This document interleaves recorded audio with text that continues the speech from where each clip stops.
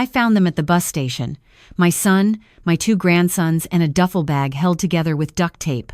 It was 91 degrees in Atlanta, and my oldest grandson was sitting on the concrete floor eating crackers from a vending machine. His little brother was asleep on my son's lap, thumb in his mouth, wearing one shoe. My son looked up when he heard my heels. His left eye was swollen shut. His lip was split. He opened his mouth and nothing came out. I didn't ask questions. Not there. Not yet. I handed my car keys to my driver and said, "Get the bag." Then I crouched down, looked at my grandson, and said, "Hey baby, you want to go to Grandma's house?" He nodded, took my hand. We walked to the car. My son carried the little one. He moved slowly, like everything hurt. My driver loaded the duffel bag into the trunk and held the door open without a word. He'd worked for me for 11 years. He knew when to talk and when to stay quiet. The drive to my house in Buckhead took 22 minutes. Nobody spoke. My oldest grandson fell asleep against the window. My son stared at his hands the entire ride. When we pulled through the gate, he finally looked up. "Mom, I'm sorry." I turned to him. "You have nothing to be sorry for." Inside, I got the boys settled in the upstairs guest room. My housekeeper made grilled cheese sandwiches. The little one woke up long enough to eat 3 bites, then fell asleep again on the carpet, still holding his sandwich. My oldest asked if he could watch cartoons. I said yes, turned on the TV, closed the door quietly. Then I went downstairs to my office, poured myself a glass of wine, and called the one person I trusted more than anyone in this world. Raymond picked up on the second ring. He'd been my chief investigator for 16 years, ever since I hired him away from a corporate security firm in Charlotte. "Raymond, I need everything. My daughter-in-law, her mother, every financial record, every property, every account, every lie they've told in the last 5 years, everything." He paused. "Timeline? 48 hours.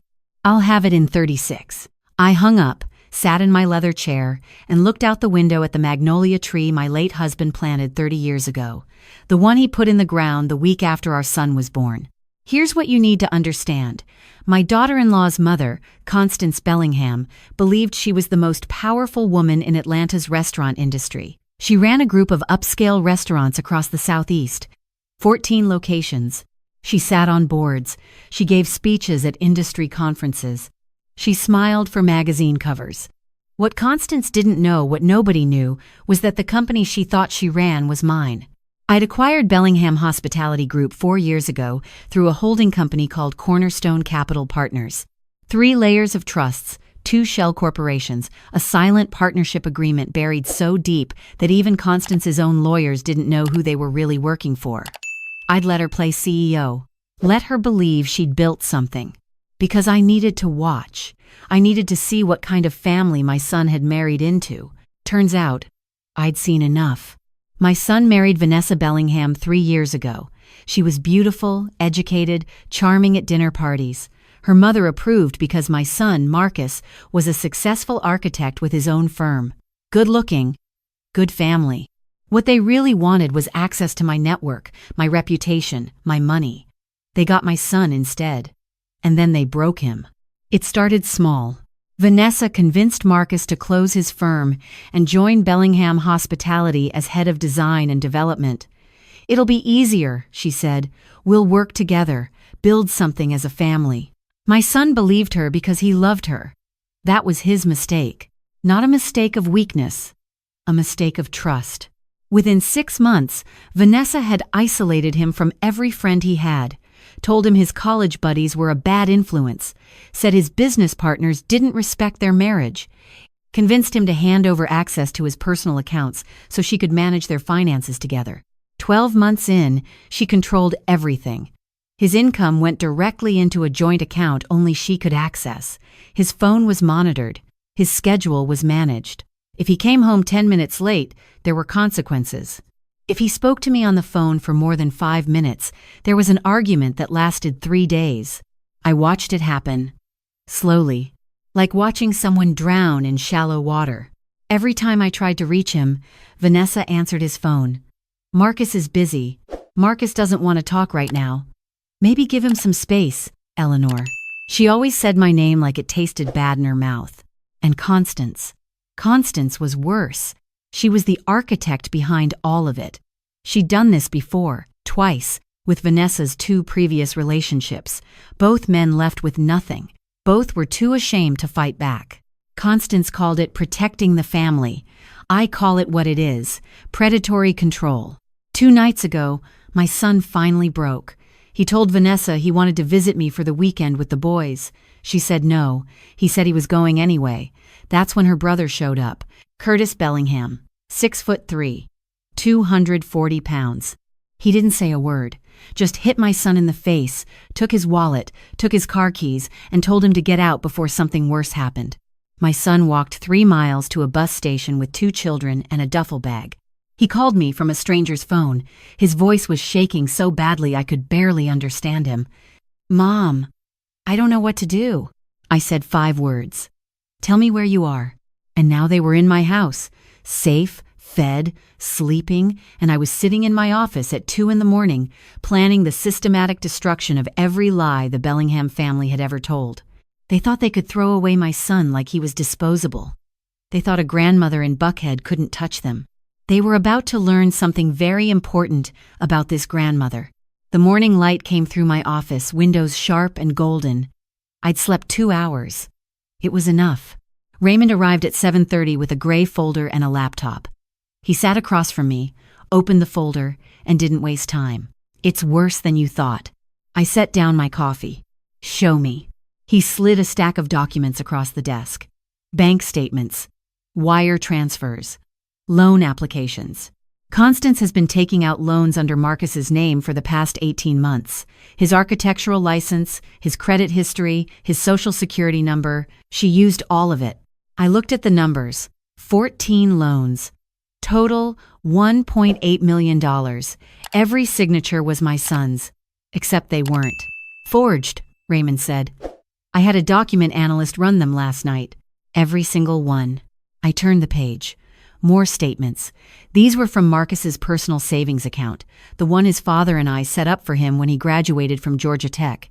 It had held $300,000. "Current balance?" I asked. $47. I set the papers down. Looked at Raymond. Where did the money go? Vanessa transferred it in small increments over 2 years. $5,000 here, $8,000 there. It went into accounts controlled by Constance. Then it was moved offshore. Cayman Islands. My hand was steady when I picked up my coffee. It always was. I'd built my consulting empire negotiating deals with people who thought they could intimidate me. After 30 years, nothing made my hands shake. "There's more," Raymond said quietly. He opened his laptop, turned it toward me. I recovered this from Marcus's old cloud backup, files Vanessa thought she'd deleted. A video, time-stamped 14 months ago. Our living room in their Druid Hills house. Marcus sat on the couch. He wasn't moving, just staring at the wall. Vanessa's voice came from behind the camera. She was narrating, whispering. Month 7. He didn't speak at dinner again. Asked permission to call his mother. I said no. He apologized for asking. A pause. Then, "He's almost ready." The video ended. I stared at the dark screen for a long time. She'd been documenting it, recording her own systematic destruction of my son like it was a science project, like he was something to be broken down and studied. I closed the laptop, stood up, walked to the window. The magnolia tree was blooming, white flowers against dark green leaves. My husband planted that tree with his bare hands. He'd wanted Marcus to climb it someday. And Marcus did when he was 6, laughing so hard he nearly fell. I turned back to Raymond. Pull every credit facility Bellingham Hospitality has. Every overdraft line, every revolving account. Freeze it all. That'll shut down their operations within 72 hours. Good. Eleanor, that's your money too. Bellingham Hospitality is technically, I know exactly what it is. It's mine, and I'd rather burn it to the ground than let Constance use $1 more to hurt my family. Raymond nodded, closed his laptop. I'll have it done by noon. I picked up my phone and called my attorney, Diane Prescott. She answered immediately. Diane, I need you at my house in 1 hour. Bring everything you have on custodial rights, financial fraud, and pattern abuse under Georgia state law. I'll be there in 45 minutes. I hung up and looked at the magnolia tree one more time. Marcus was upstairs, sleeping with his sons in a guest room because the people who were supposed to love him had beaten him and stolen everything he had. Constance Bellingham thought she ran an empire. She thought she was untouchable. She had no idea that every brick in her empire belonged to me. And I was about to pull them out, one by one, until there was nothing left. By Friday afternoon, the first cracks appeared. I watched it happen through the security cameras Raymond had installed in Bellingham Hospitality's offices 8 months ago. Hidden in the ceiling tiles, the smoke detectors, Constance had never suspected a thing. At 2:15, the first vendor called. A meat supplier? Payment rejected. At 2:40, the lease company called about the company vehicles. Payment rejected. By 3 o'clock, Constance was on the phone with her bank, her face turning red, her voice getting louder with every call. I poured myself tea and watched. At 4:17, my son's phone rang. We were in the living room. Diane sat beside me, legal pad ready. Marcus looked at the screen. His hand trembled. It's Vanessa. Answer it, speaker. He did. Marcus. Her voice was controlled. Sweet. The kind of sweetness that makes your skin crawl because you know what's underneath. Baby, we need to talk about the boys. Marcus looked at me. I nodded. What about them?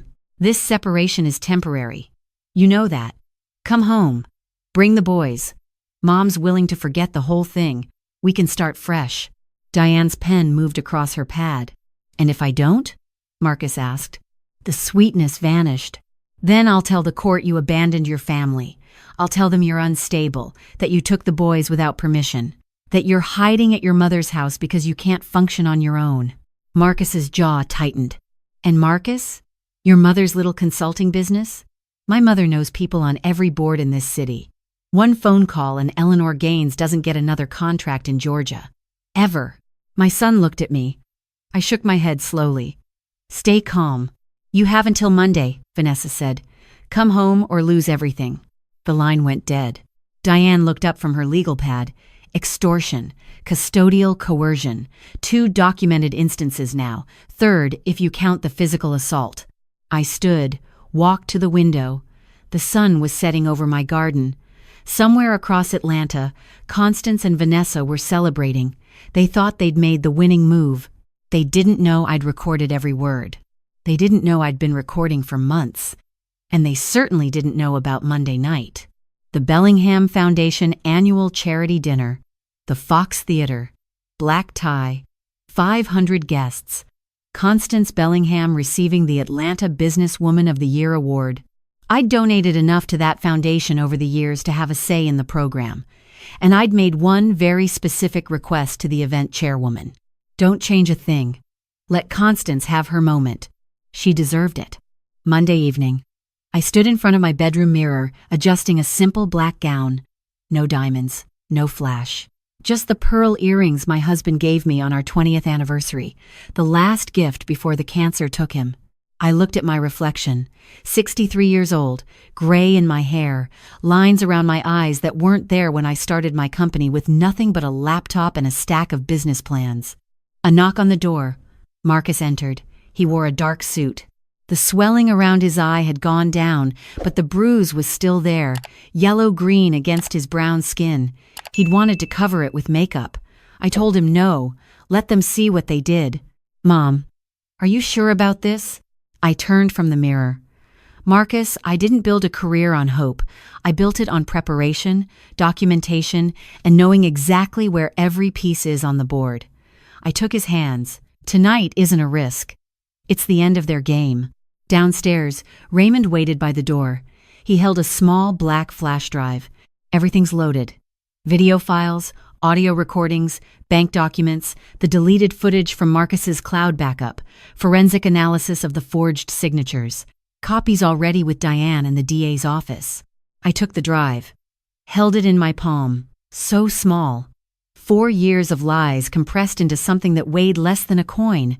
The Fox Theater glowed like something from another century. Moorish architecture, golden arches, a ceiling painted to look like a night sky filled with stars.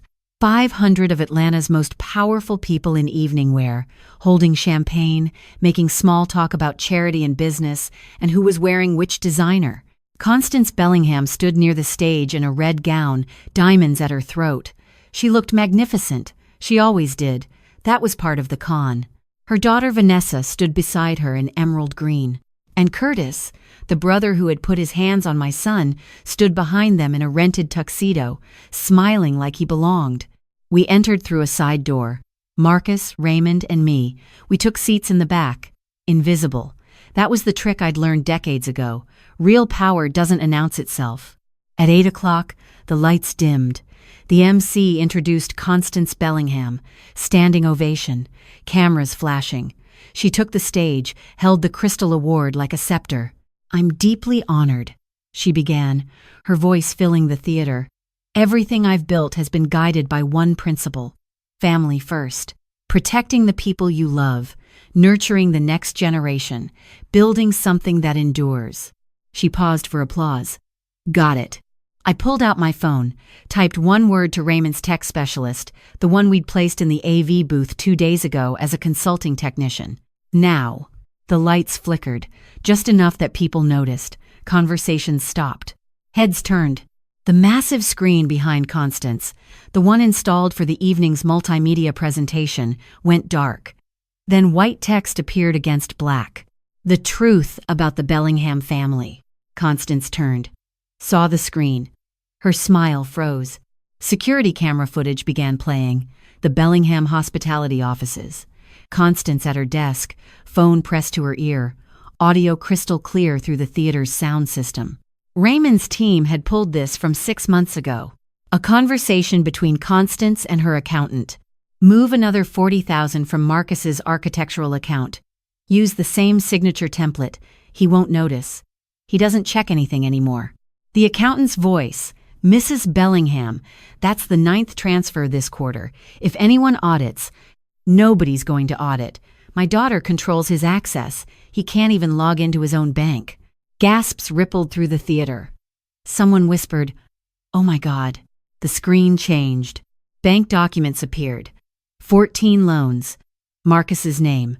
Marcus's forged signature. Total, $1.8 million. The forensic analyst's conclusion in bold red, all signatures confirmed fraudulent. Constance grabbed the microphone. "Ladies and gentlemen, there's obviously been some kind of technical..." Her audio cut out. The microphone went dead in her hands. She tapped it, shook it, nothing. But the theater's speakers worked perfectly. The screen split. Left side, the video from Marcus's cloud backup. Vanessa's voice narrating the systematic breakdown of my son, month 7. He didn't speak at dinner. He asked permission to call his mother. I said no. Right side. A second video. Different man. Different house. Same voice. Same narration style. Raymond had found him 2 days ago, Vanessa's ex-boyfriend from 2019. She'd done the exact same thing to him. Documented it the same way. Month 5. He stopped contacting his sister. He asked if he could go to his nephew's birthday. I said it wasn't a good time. 2 men. 2 years apart. The same script. The same predatory system. The theater was silent. 500 people watching the screens, watching the pattern play out. A woman in the 3rd row stood up. "She's a monster." The whisper spread. Monster, predator, abuser. Constance stood frozen on stage, the Crystal Award still in her hands. Her face had gone gray. Vanessa was trying to leave, pushing through the crowd toward the exit. Curtis was already gone. The screen changed one more time. Text appeared. Marcus Gaines walked 3 miles to a bus station with his 2 children after being assaulted by Curtis Bellingham. He had $47 to his name. Everything else was stolen. Then the photo. My grandson sitting on the floor of that bus station, eating crackers, 1 shoe missing. His little brother asleep on Marcus's lap. Someone in the audience started crying. I stood. Slowly. 500 people turned. I walked down the center aisle, climbed the stairs to the stage, and faced the crowd. My name is Eleanor Gaines. Constance Bellingham's restaurant empire, every location, every lease, every contract, is owned by my holding company, Cornerstone Capital Partners. It has been for 4 years. I let that land. The land under Constance's Druid Hills mansion is owned by my subsidiary, Summit Property Group. The lease terminates in 45 days. I'm activating the early termination clause tomorrow. Constance made a sound. I didn't look at her. Her debts, every mortgage, every car payment, every credit card, I purchased them last Thursday. As of 5 days ago, Constance Bellingham doesn't own a single thing that doesn't have my name underneath it. I turned to face her directly. You beat my son. You stole his money. You forged his name. You filmed his suffering like it was entertainment. And you thought nobody would ever come for you. I held her gaze. You forgot who his mother is. The theater doors opened. 4 police officers entered, followed by a detective I'd been working with for 2 weeks. They walked to the stage. Constance Bellingham. Vanessa Bellingham, you're under arrest for conspiracy to commit fraud, identity theft, forgery, financial exploitation, and assault. Officers moved forward. Handcuffs clicked. Constance didn't fight. She just stood there, the crystal award slipping from her fingers, shattering on the stage floor. Vanessa was brought in from the lobby where security had stopped her. Curtis was arrested in the parking garage. As they were led out, Vanessa looked back at Marcus, who had stood from his seat in the back row. You'll regret this, she hissed. Marcus didn't flinch. He looked at her with the clearest eyes I'd seen on him in 3 years, and said nothing. He didn't need to. The silence said everything. The theater erupted. Cameras flashing, reporters shouting, people standing, talking, some applauding, some crying. I walked down the stairs. Marcus met me at the bottom. We held each other for a long time while the chaos swirled around us. Thank you, Mom. You never have to thank me for protecting you.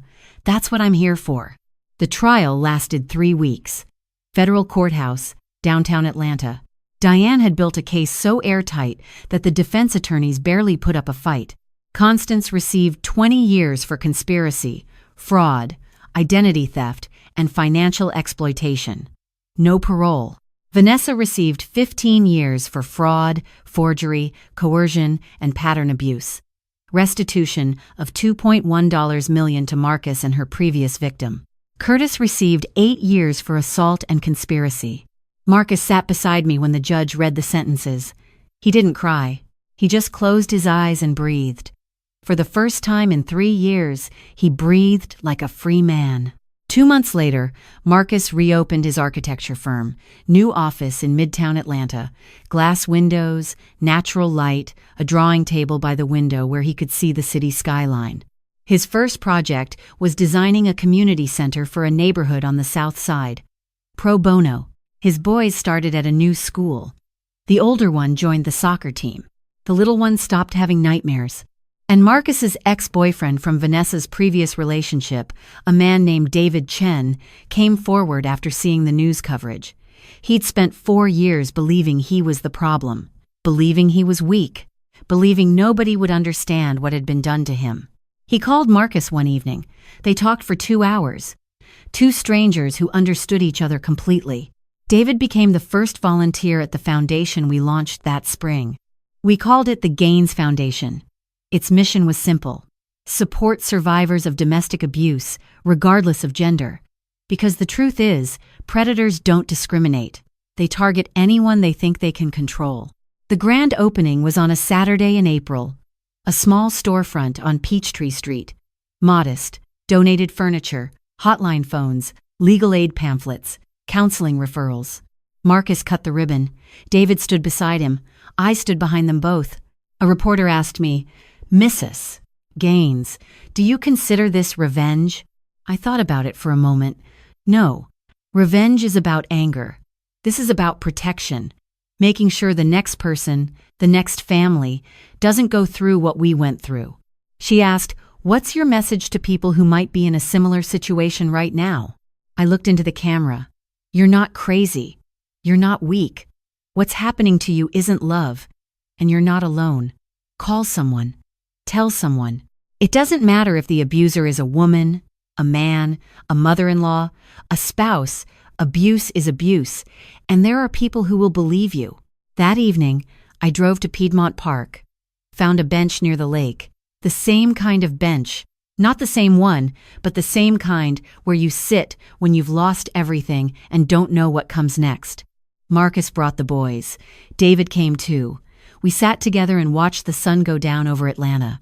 My youngest grandson ran to me with something in his fist, a small rock, smooth and gray, with a crack running through the middle. "Grandma, look! I found a treasure!" I turned it over in my hand. "It's beautiful, baby. But it's cracked," he said, frowning. "You know what? The strongest things in the world have cracks. That's how you know they've been through something and survived." He thought about that for a second. Then he smiled, took the rock back, and put it in his pocket. "I'm gonna keep it forever." "You do that, sweetheart." Marcus sat down beside me. The bruise on his face was almost gone. His eyes were clear. "Mom, do you think Vanessa will ever understand what she did?" I watched the water for a moment. Some people never have that moment of clarity, Marcus. They don't suddenly wake up and feel the weight of what they've done. They just run out of people to hurt. I turned to him. But that was never our job, fixing them. Our job was stopping them. And we did. David spoke up from the other end of the bench. "And making sure the next person doesn't have to fight alone." I nodded. "That's the part that matters most." The sun dipped below the trees. The sky turned gold, then pink, then deep purple. My grandsons chased each other around the lake, laughing, shrieking, being children, being free. Marcus watched them with a look I hadn't seen on his face in years. Peace. I sat on that bench and let myself feel it. Not victory, not revenge. Something quieter than that. Something that felt like the first warm day after a long winter. If there's one thing this grandmother wants you to remember, it's this. Love should never make you small. Love should never require you to disappear. And if someone is systematically breaking you down, isolating you, controlling your money, your friendships, your phone calls, your sense of self, that is not love. That is captivity. I'm Eleanor Gaines. What you just heard is a dramatized story inspired by real patterns of abuse that happen every single day, to real people, to women, to men, to families who never thought it could happen to them. Don't ignore the signs. Check on the people you love. Ask the hard questions. Look at their eyes, not just their words.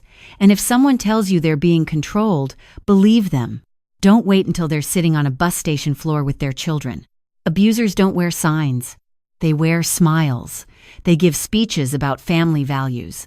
They win awards. But the truth always comes out, and when it does, make sure you're standing on the right side of it. Like, subscribe, and share this story. You never know who needs to hear it today. And if you or someone you know is experiencing abuse, please reach out. You are not alone. You were never alone. God bless you. Stay safe. Stay free.